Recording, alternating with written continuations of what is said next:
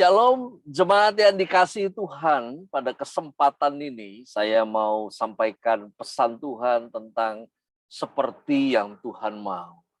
Karena bagaimana Alkitab menulis kemudian kita membacanya, mengikuti narasi yang ada, seringkali kita gagal paham ketika kita memaknai dari apa yang Yesus maksud.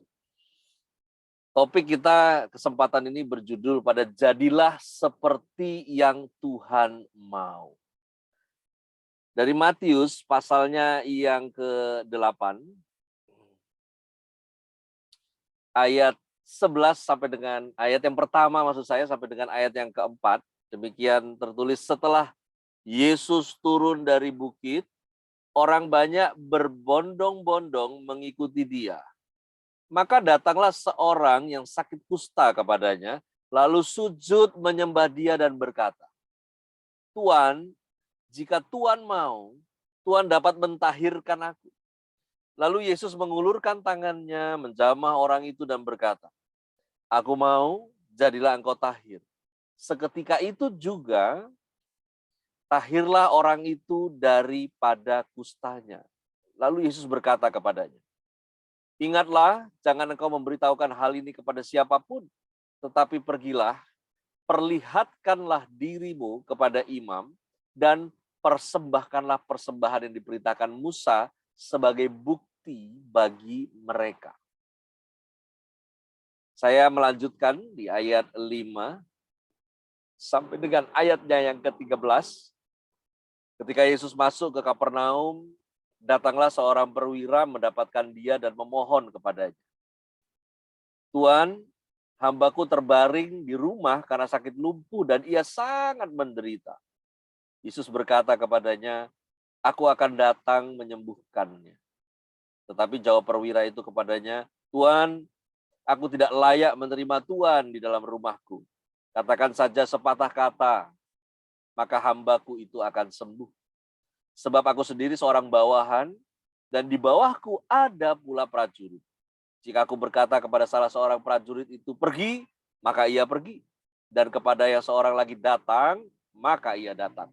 Ataupun kepada hambaku, kerjakanlah ini, maka ia mengerjakannya. Setelah Yesus mendengar hal itu, heranlah ia dan berkata kepada mereka yang mengikutinya, Aku berkata kepadamu, sesungguhnya iman sebesar ini tidak pernah aku jumpai pada seorang pun di antara orang Israel. Aku berkata kepadamu, banyak orang akan datang dari timur dan barat dan duduk makan bersama-sama dengan Abraham, Ishak dan Yakub di dalam kerajaan sorga. Sedangkan anak-anak kerajaan itu akan ditampakkan ke dalam kegelapan yang paling gelap. Di sanalah akan terdapat ratap dan kertak gigi. Lalu Yesus berkata kepada perwira itu, pulanglah dan jadilah kepadamu seperti yang engkau percaya. Maka pada saat itu juga sembuhlah hambanya. Gak sedikit, gak banyak ayat-ayat yang mencatat, Injil yang mencatat Yesus heran. Heran karena iman dari yang bukan keturunan daripada langsung Yahudi.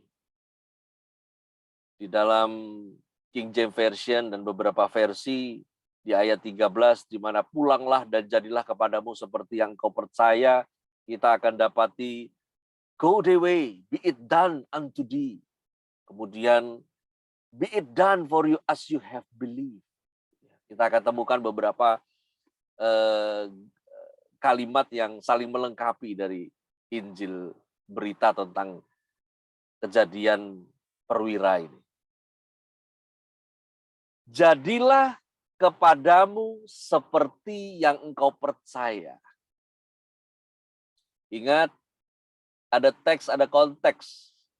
Ada situasi dulu, ada situasi sekarang. Namun saya mengaminkan dan saya percaya kita sama-sama sepakat bahwa Yesus tidak berubah dahulu, sekarang, sampai selamanya. Kuasanya, mujizatnya, segala glorious kemuliaan hanya bagi Dia, ya dan amin. Namun dalam kita menangkap kisah ini, Mari kita melihat dari sudut pandang di mana Allah mau kita memahami dengan paham versi nilai kekal. Bukan paham dari versi mau memanfaatkan Tuhan untuk apa yang kita mau, namun kemuliaan hanya bagi Dia dan maunya kita dikuasai oleh maunya Tuhan. Ada 4 hal saya mau share pada kesempatan ini. Yang pertama, jalan seseorang bertemu Tuhan itu akan mempengaruhi cara orang tersebut untuk mempercayai Tuhan. Masing-masing kita punya kisah kita masing-masing bertemu, perjumpaan dengan Tuhan. Momentum percaya kepada Allah sebagai Tuhan secara pribadi. Saya nggak bicara konteks lahir baru di sini. Namun ini yang saya mau sampaikan. Latar belakang budaya, latar belakang sosial, latar belakang pendidikan seseorang itu mempengaruhi langkah setiap orang dalam mengenal Tuhan. Cukup unik ya. Dari 2 peristiwa di mana ada yang sakit kusta, lalu kemudian ada perwira yang kemudian memohonkan kesembuhan hambanya. Karena itu, mari kita saling menghargai nalar iman masing-masing. Siapa yang kita percaya, itu yang penting. Bagaimana kita percaya, bukan berarti itu nggak penting. Namun, sudah pasti kita dipengaruhi oleh latar belakang sosial, budaya, pendidikan, dan tentunya jalan yang Tuhan buka untuk kita bertemu dengan Dia itu akan mempengaruhi cara kita mempercayainya. Nah, oleh karena itu, mari kita saling menguatkan. Cara kita mungkin beda, namun pribadi yang kita percaya itu sama. Mari jemaat Tuhan, Oikumene Fellowship Service, mari saling menguatkan. Ya, yang melewati masa-masa yang nggak mudah, situasi yang nggak bisa jelas kita lihat ke depan, hal-hal yang unpredictable. Tugas kita mari saling menguatkan. Mungkin cara yang berbeda, namun kita mempercayai Tuhan yang sama. Dan percayalah bahwa mujizat masih berlaku, dan yang tidak berubah dari mujizat adalah inovasinya. Jangan lupa, mujizat itu kreasi Tuhan. Karena itu inovasinya juga inovasi sorga. Kita nggak bisa mendikte seperti apa mujizat itu harusnya terjadi. Karena sama-sama kita percaya bahwa kita menyembah Allah penjawab doa. Namun seringkali kita yang nggak setuju dengan jawaban doa itu. Mujizat masih ada. Pribadi yang sama yang mengerjakannya. Namun inovasinya berbeda. Selalu baru setiap hari. Cara-cara Tuhan itu dahsyat dan ajaib. Dan yang kedua, dari kisah ini saya mau share bahwa tindakan, kalau kita sudah mempercayai dengan jalan yang Tuhan buka, maka kita mulai bertindak. Tindakan kita itu mengikuti apa yang dipercaya oleh pikiranmu dan perasaan.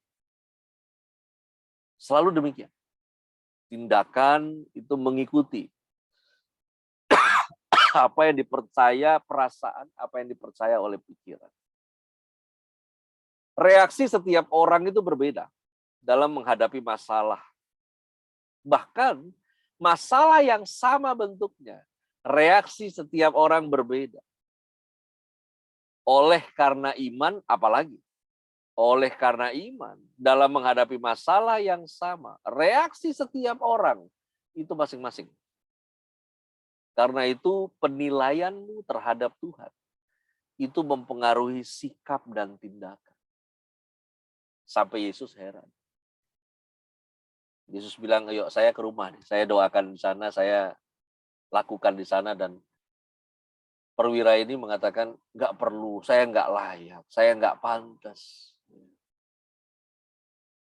Cuma Tuhan, penilaian kita terhadap Tuhan, itu tentu mempengaruhi sikap kita, mempengaruhi tindakan kita. Nggak hanya seputar urusan mujizat. Bagaimana juga kita menjalani hidup ini mengikut Yesus juga, sikap kita itu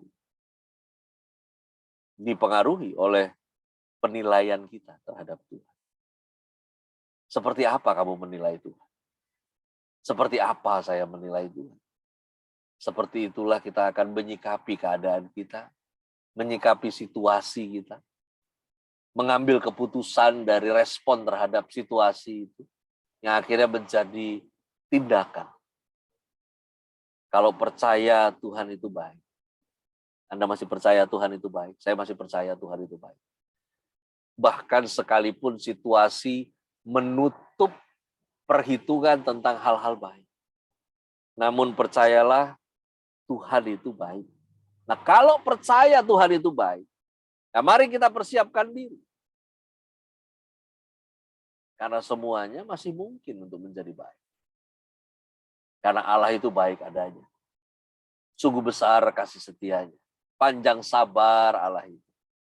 Dan yang berikutnya, pikiran dan perasaan. Bahwa pikiran dan perasaan itu akan mengarah kepada siapa dan kepada apa yang dipercaya. Siapa yang Anda percaya, apa yang Anda percaya. Orang yang sakit kusta mengatakan, jika Tuhan mau. Wow. Saya dalam perjalanan hidup membesarkan anak-anak, saya menolak untuk mengatakan tidak kepada permintaan mereka. Tentunya yang permintaan yang baik, ya. Permintaan yang memberi pengaruh benar terhadap kehidupan mereka. Saya menolak untuk mengatakan tidak. Kenapa demikian? Karena saya percaya bahwa kebutuhan anak-anak, kebutuhan istri, bahkan tidak jarang orang tua yang kita harus penuhi. Kalau sampai mereka meminta, sebetulnya percayalah saudara, kalau mereka itu percaya kalau Anda diberkati. Makanya berani minta. Karena percaya pribadi yang diminta itu diberkati. Ya, suami jangan pelit-pelit. Kamu yang anak jangan pelit-pelit kepada orang tua. Karena mereka percaya kamu diberkati. Nah, jawaban saya selalu adalah ya. Kalau belum bisa sekarang, saya akan jawab nanti. Kalau mereka tanya kapan, saya selalu mendorong mereka, doakan papamu. Supaya hari yang kamu nantikan tiba lebih cepat. Oleh karena itu, seperti orang kusta berhadapan dengan Tuhan. Seperti itulah. Ketika ada permohonan permintaan yang datang kepadaku dan aku harus menjawabnya nanti. Maka saya akan berperkara di hadapan Tuhan dan saya akan bilang, kalau Tuhan boleh, pasti ini bisa. Kalau orang yang sakit kusta mengatakan jika Tuhan mau, perwira di Kapernaum mengatakan, katakan sepatah kata saja. Sepatah kata saja. Jemaat yang dikasihi Tuhan, mujizat bukan tentang Tuhan mau atau Tuhan tidak mau untuk melakukannya. Kenapa? Karena Allah yang kita sembah, ya Tuhan Yesus Kristus, bukan pribadi yang swing moody. Dia bukan pribadi yang labil. Kalau lagi senang, dia akan respon kamu baik. Kalau dia lagi sebel, dia nggak akan respon kamu baik. Pribadi yang kita sembah, ya Yesus Kristus Tuhan, tidaklah demikian. Oleh karena itu, mujizat itu sesungguhnya adalah tentang otoritas, saudara. Otoritas. Dan tentunya bukan otoritas Anda dan saya, tapi otoritasnya Tuhan. Karena itu percayakah Anda pada otoritasnya atas segala sesuatu? Mari kembalikan lagi. Ya, kembalikan lagi pikiran dan perasaan kita untuk mempercayai pribadi Tuhan sebagai otoritas. Firman-Nya satu paket dengan otoritas itu. Karena itu pada mulanya adalah firman, firman itu bersama-sama dengan Allah, dan firman itu adalah Allah itu sendiri. Kepada siapa kita percaya? Kepada apa kita percaya? Kalau kau percaya pada firman, berarti kita sekaligus percaya kepada pribadi. Dan pastinya pikiran dan perasaan kita mengarah ke sana. Dengan demikian, apa yang kita mau harusnya satu frekuensi dengan apa yang Tuhan mau. Dan yang terakhir, jemaat Tuhan, parameter, sebuah ukuran. Tuhan ini bekerja apa enggak ya? Sesuatu sedang terjadi enggak dari Tuhan? Waduh, seringkali yang disayangkan adalah kita terlewat untuk menyaksikan bahkan mengalami Tuhan sedang bekerja. Kenapa? Karena enggak paham parameternya. Sementara parameter kuasa Tuhan bekerja, itu dipengaruhi seberapa percayanya kita kepada Tuhan. Hal yang menyedihkan adalah ketika Anda meragukannya. Ingat, jemaat Tuhan, adalah sebuah kesenangan bagi Tuhan ketika Dia dipercayai. Itulah kesenangannya. Dia senang ketika Anda dan saya mempercayai. Mempercayai apa yang Dia katakan, mempercayai apa yang Dia janji, Tuhan senang. Kalau kamu mau latih diri jadi orang yang senang, bikin Tuhan senang, percayai Dia sepenuhnya. Kuasanya yang bekerja dalam kita. Itu bukan setan yang bisa membatasi. Tapi justru kepercayaan kita yang membatasi. Karena itu, hormati otoritasnya. Sehingga kita nggak menjadi pembatas daripada mujizat itu terjadi.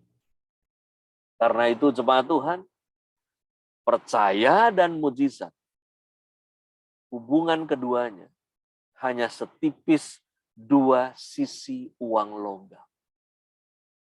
Setipis itu.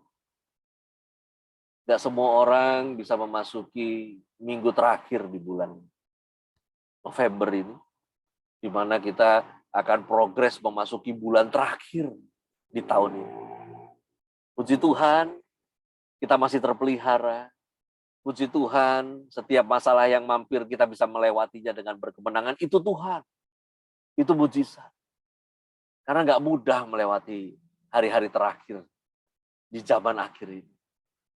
Semakin sulit, semakin sukar, semakin tidak bisa diprediksi, semakin nggak masuk akal. Namun percaya, maka Anda terikat dengan mujizat itu. Dan tentunya terikat dengan Tuhan, Sang Pembuat mujizat. Jangan berhenti untuk mempercayainya.